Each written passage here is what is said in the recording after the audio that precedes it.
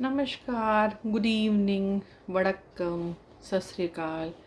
उम्मीद है आप सब बहुत अच्छे से होंगे। कहानी शुरू करने से पहले हमेशा की तरह मैं अपनी एक कविता कह लीजिए, शेर कह लीजिए, वो बोलना चाहूँगी। ईश्वर तेरी लीला भी निराली है।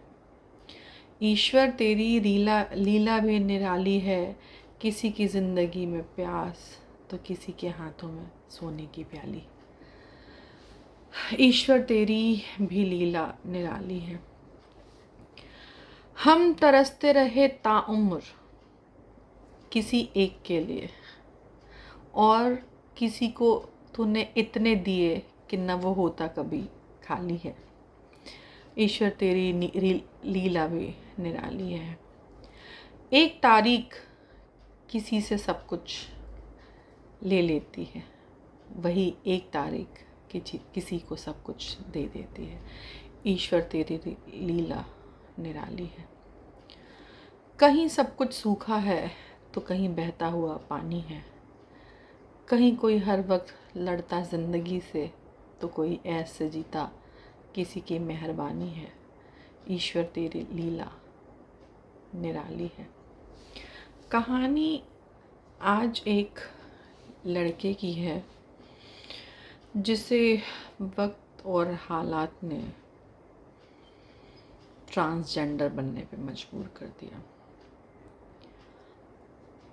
बहुत लाडों से बेटा होने पे घर वालों ने धूमधाम से उसका स्वागत किया, और जब वो लड़का धीरे धीरे बड़ा होने लगा तो उसे लगा कि मैं शरीर से लड़का हूँ पर मेरा मन, मेरा व्यवहार, मेरी शौक़, मेरी खुशी महिला की तरह रहने में है। उसकी तरह तैयार होना, उसकी तरह शर्माना, उसकी तरह नज़ाकत से रहना, वो मुझे कहीं ना कहीं अच्छा लगता है। धीरे धीरे वो बच्चा बड़ा होता गया। घर वालों को बहुत फ़क्र और नाज था कि मेरे घर बेटा हुआ है, वो हमारा वंश चलाएगा, कल को दुल्हन लाएगा। जब बच्चा 14-15 साल का हुआ तो उसको लगा कि मेरे अंदर जो है वो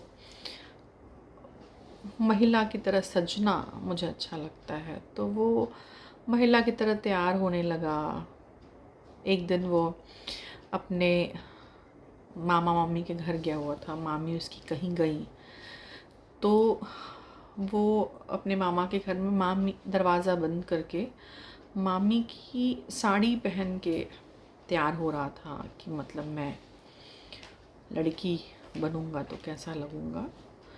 तो वो साड़ी पहन के, लिपस्टिक लगा के, बिंदी लगा के तैयार हुआ तो उसके मामा ने उसे देख लिया।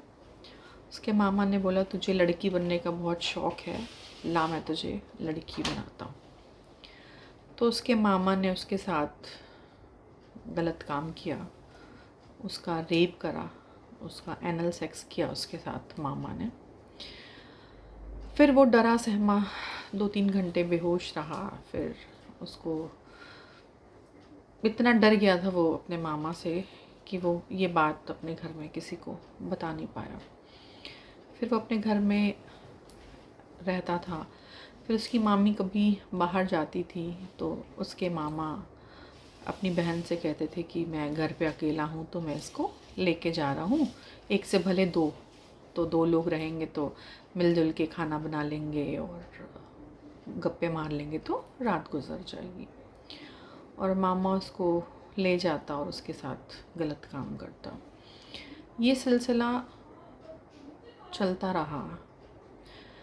फिर एक दिन जब उस लड़के की बर्दाश्त की क्षमता ख़त्म हो गई तो उसने अपने घर वालों से कहा कि मुझे मत भेजो मामा के घर, वो मेरे साथ गलत करते हैं, वो मेरे साथ गंदी हरकत करते हैं, मुझे मत भेजो। उसके घर वालों ने उसकी बात पे भरोसा नहीं किया, उसको मारा पीटा कि आज ये बात यहीं ख़त्म, तू किसी और से नहीं कहेगा और ये घर की बात घर में रहने दे, ऐसा कुछ नहीं है। उस बच्चे को बहुत दुख हुआ कि मैं मानसिक शारीरिक प्रताड़ना उत्पीड़न सह रहा हूँ और जिन्होंने मुझे जन्म दिया वो मेरी बातों पे भरोसा नहीं कर रहे। वो बेचारा घर छोड़ के निकल गया मरने के लिए, पर किसी सज्जन ने उसको बताया कि मरने से तुम्हारा अंत होगा, है ना, तो अपना अंत क्यों कर रहे हो? ईश्वर ने जन्म दिया है तो तुम लड़ो, अपनी परिस्थितियों से लड़ो, अपने अपनों से लड़ो, पर अपने लिए स्टैंड लो। उसको ये बात समझ में आई। वो दिल्ली आया, दिल्ली में